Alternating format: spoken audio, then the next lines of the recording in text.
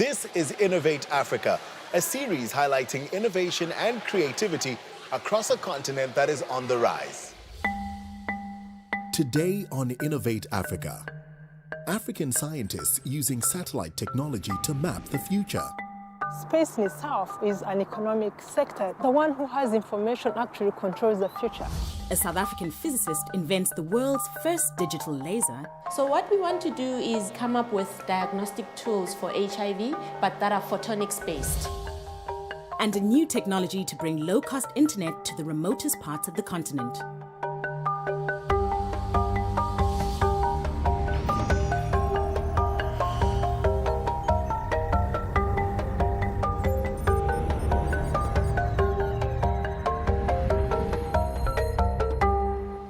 Across Africa, science and technology are playing pivotal roles in our development.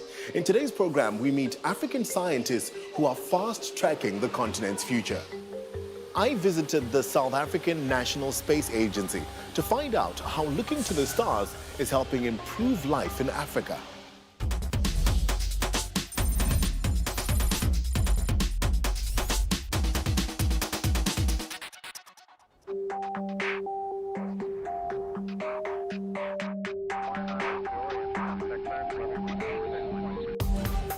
Africa has become an increasingly complex network of ICT systems. Space science and satellite technology is no longer a new frontier. Mobile devices, navigation systems, radio and television signals, internet connectivity, and even disaster management are all being facilitated by thousands of satellites orbiting the Earth.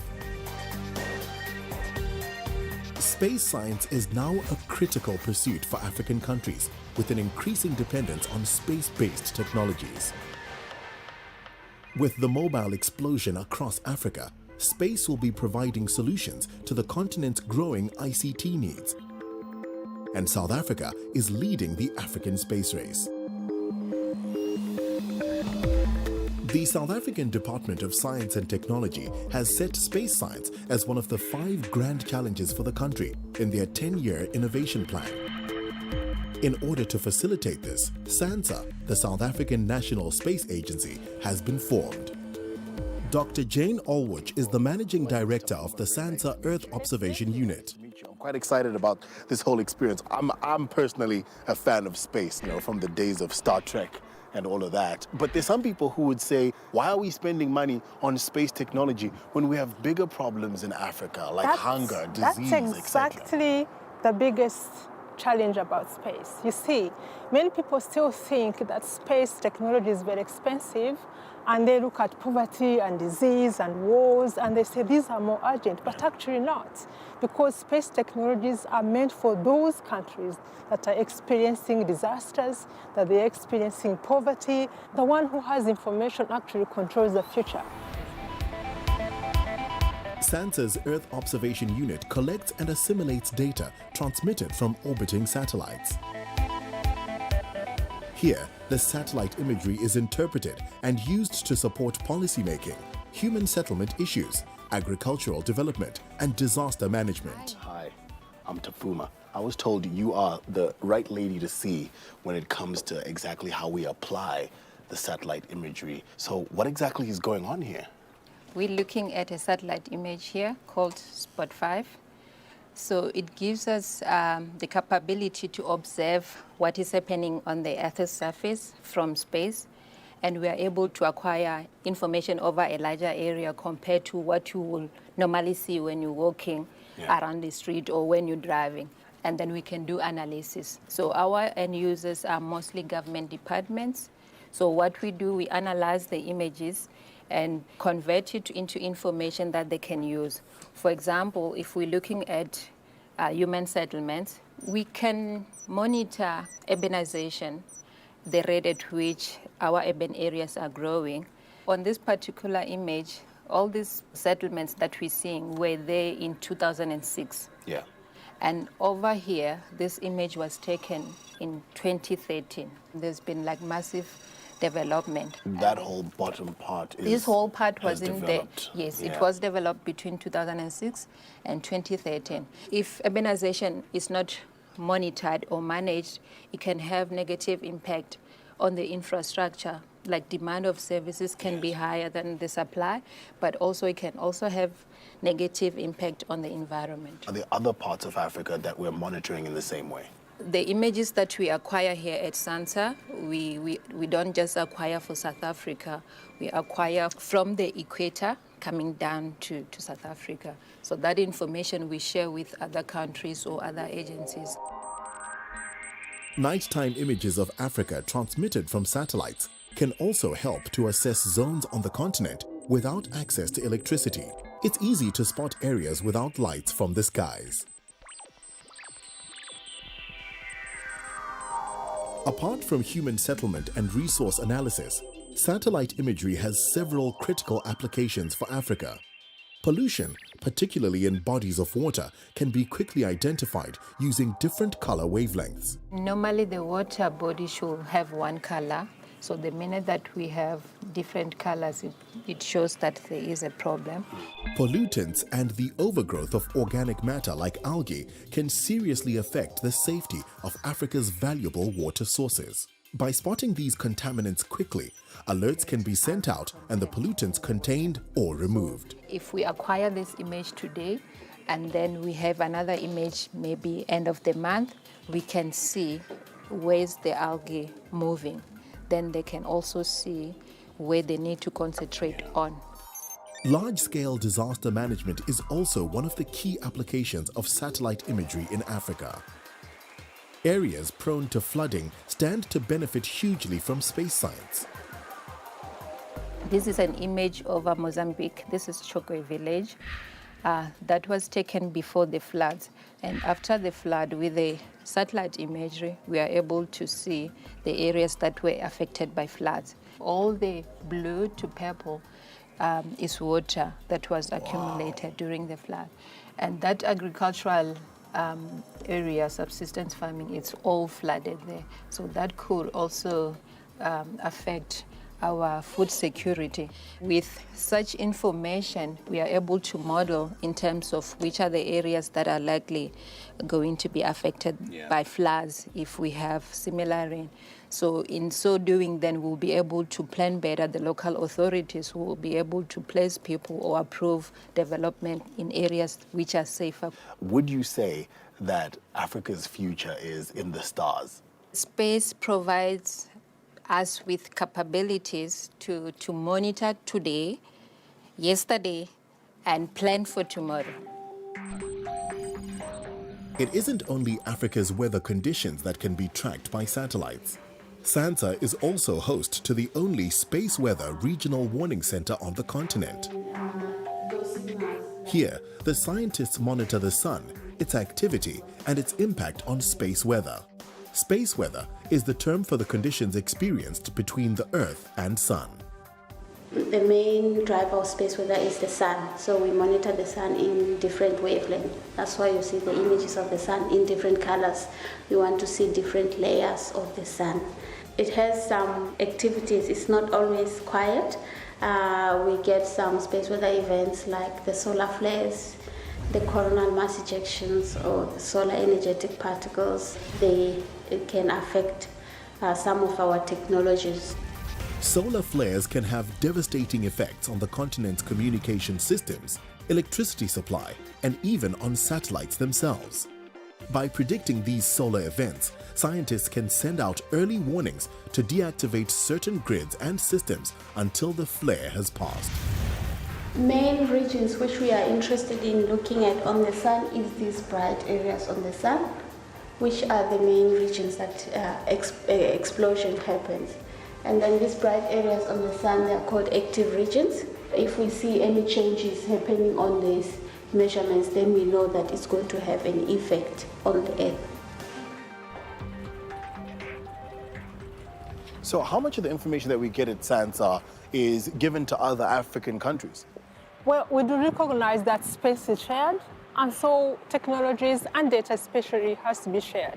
You were saying you had one more reason why it's important to spend money on space technology? Yes, because it's important for all countries to be on top of these things. Otherwise, you are just a beneficiary of what other countries have planned. For example, when you have information about good areas for agriculture, which crops to plant where and when, you control food prices. And that information is critical. Space in itself is an economic sector.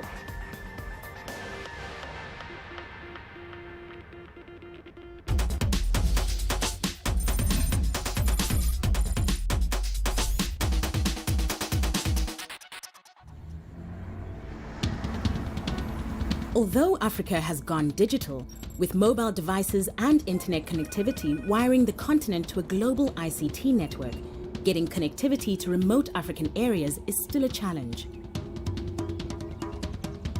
Rough terrain and lack of infrastructure often mean that the installation of telecom cabling is expensive and in many cases impossible. L'Afrique n'a que à peine 1 ou 2 lignes pour 100 habitants. Pour creuser, ça coûte très cher et l'Afrique est en retard. Il faut un déploiement qui permet de faire quasiment l'équivalent des fibres optiques dans l'air. Scientist Dr. Victor Agbenunu may have found a way to bypass conventional connectivity with his patented transmission system. Le dispositif donc est issu de la solution PWCS, le Polyvalent Wireless Communication System, qui permet de faire la voix, les données et les images. The PWC system receives a satellite data signal and is then able to disseminate the signal via PWC transmitters over great distances, making telecoms cabling unnecessary. Most importantly, the PWC connection can be provided at a fraction of current cost of systems offering similar satellite connectivity. While satellite broadband connections are available in Africa, they are far too expensive for most people in countries like Senegal. Africa has the most expensive broadband access in the world, with monthly data packages costing about 3 times more than on any other continent. Victor has been working on his innovation in Paris, where he has been given permission to test the system, and it's working well.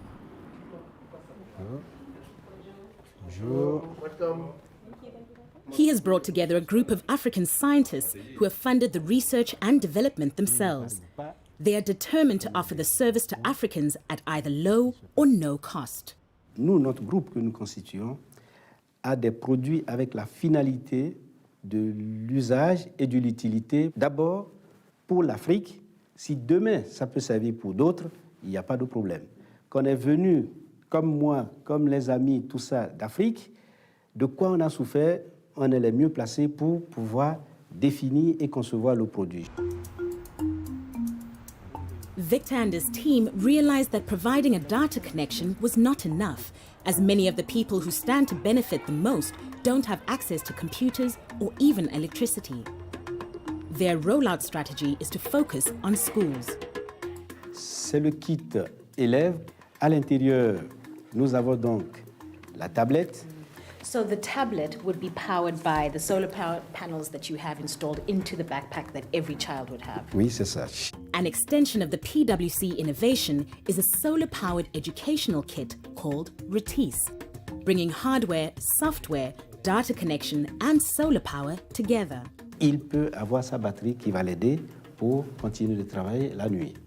Même si l'école est sous un arbre, ils peuvent avoir le même dispositif que ceux qui sont en ville. What I love about what you've been able to develop here is that you are thinking all the time about who you're creating it for.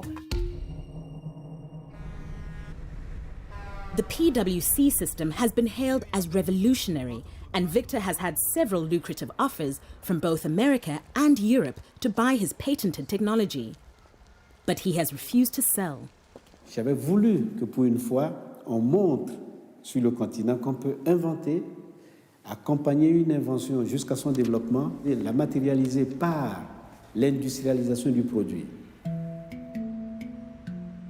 Standing his ground has meant that Victor has been battling to secure non-commercial funding for the PWC project for several years.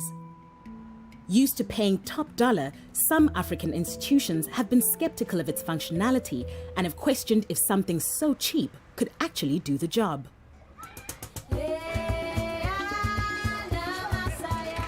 Today could be the day Victor convinces them all. After months of negotiations with the Senegalese government, he finally has permission to pilot the system at schools in Dakar. Dignitaries from across Senegal have gathered at this elementary school, where Victor will demonstrate the RETIS system here for the first time.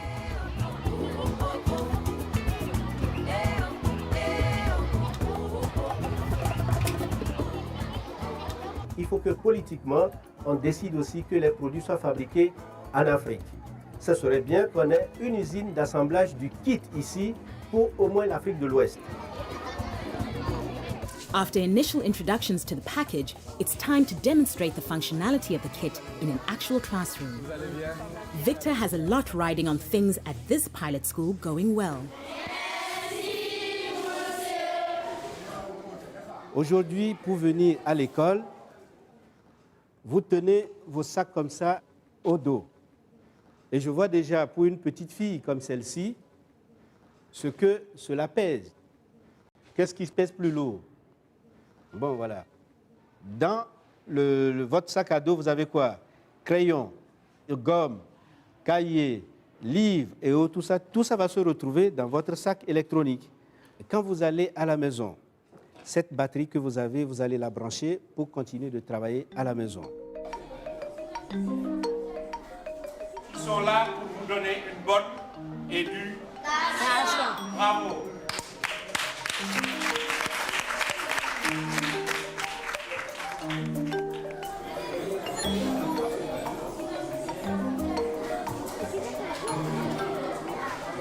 La fête est incroyable.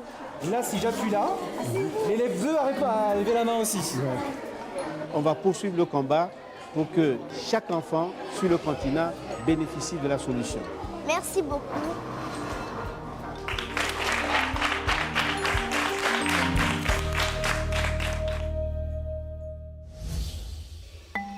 And from Senegal to a lab in Pretoria, where two physicists are using light to make dramatic advances in the world of science.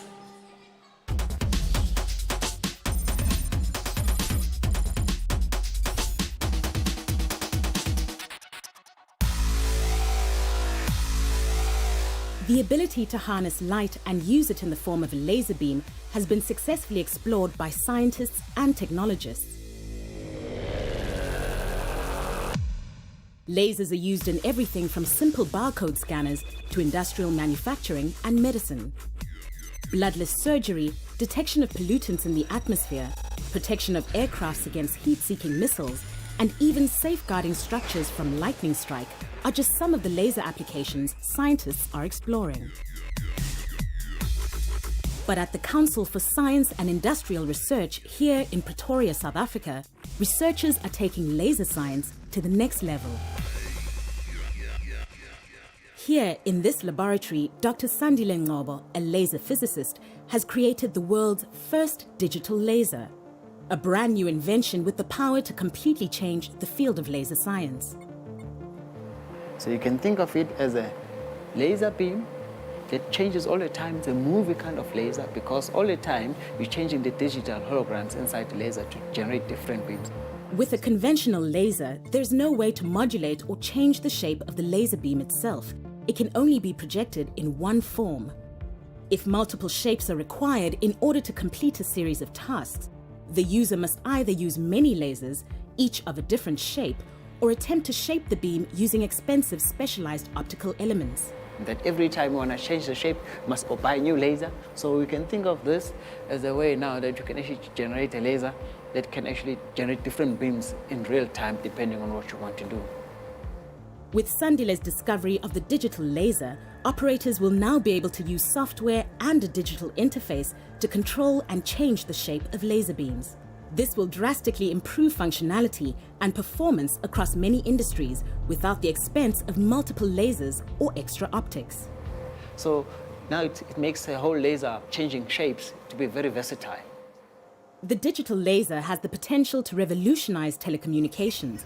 Data transmission could be sped up dramatically using the programmable laser to replace conventional optical signal transmission.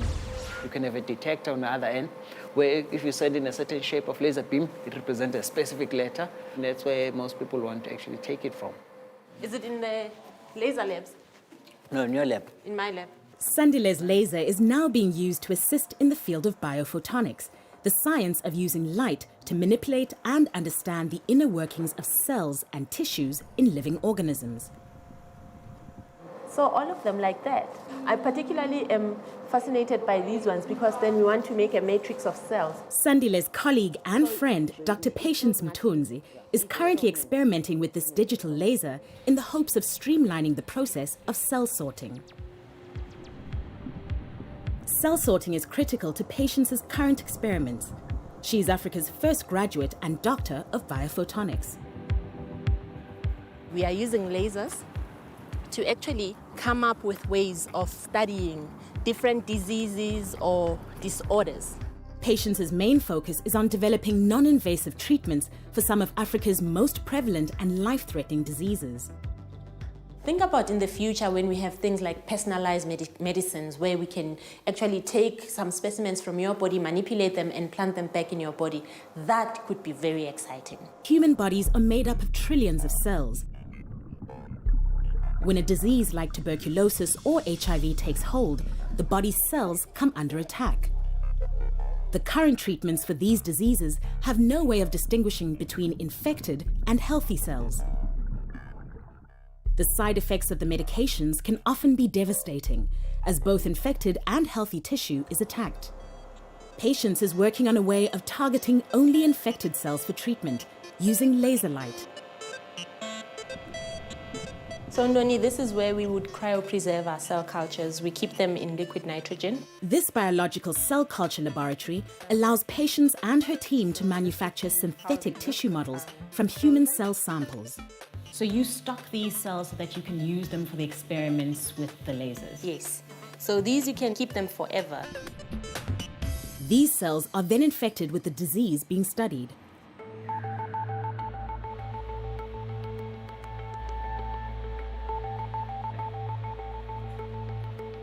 In order to separate infected cells from the healthy ones, Patience and her team set up laser systems for optical tweezing. Are you all set? Yes, I am. I see we have to wear the goggles to keep our eyes safe, but it's quite nice that they make us look like rock stars as well, eh? So physics is cool. Yeah, it's quite nice. This here is our optical trapping setup, okay? So what we want to do is eventually come up with diagnostic tools for HIV, but that are photonics-based. And this is where it all starts. Optical tweezing allows individual cells to be manipulated. You want to be able to directly go to the HIV positive cells and either get them, manipulate them, inject them to administer the ARV drugs to them specifically. So it's not as toxic for the entire body. That's exactly it. You see this little cross? This is where our laser is. So this particle are trapped now, so you can move them. A laser beam is aimed at a cell.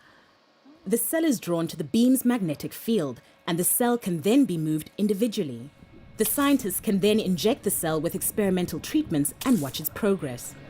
I'm also just thinking of the fact that what I'm manipulating is tiny. I can't even see it with my naked eye, but I'm able to control it using this machine. See what I meant by science fiction? It's quite fascinating. So we're trying to eliminate all sorts of problems that come with taking ARV therapy orally. We want to make sure that, we target in the body now, no longer in the test tubes or in plates like this, in the body exactly where the virus is lying dormant. On a larger scale, this application of laser technology could one day lead to whole-body optical trapping devices that could separate the infected and healthy cells in each patient and make sure only the disease cells and tissue is targeted. It would be a joy to have such a thing in Africa. It would make a huge difference. Is there any kind of goal or project or ideal that you're looking to in the future that you really want to achieve, that you're striving towards? If I can have a medical device that has my name to it, that would be awesome. I have no doubt that it will happen. That's it for this series of Innovate Africa. We've showcased creativity that's uniquely African. But that's just the beginning for a continent that is brimming with confidence. Over the next few months, we'll be seeking out more inventive thinkers. here on a continent that is on the rise in Innovate Africa.